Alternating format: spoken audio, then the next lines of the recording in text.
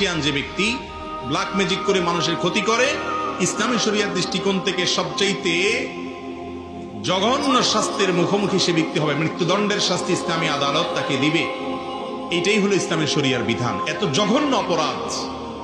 আর জাদুর বাস্তবতা, এটাকে আমাদের অনেক তথাকথিত বিজ্ঞান মনস্ক ভাইয়েরা অস্বীকার করেন। তারা বলে অলৌকিক বলতে কোনো কিছু নাই, তারা অলৌকিকতাকে অস্বীকার করে।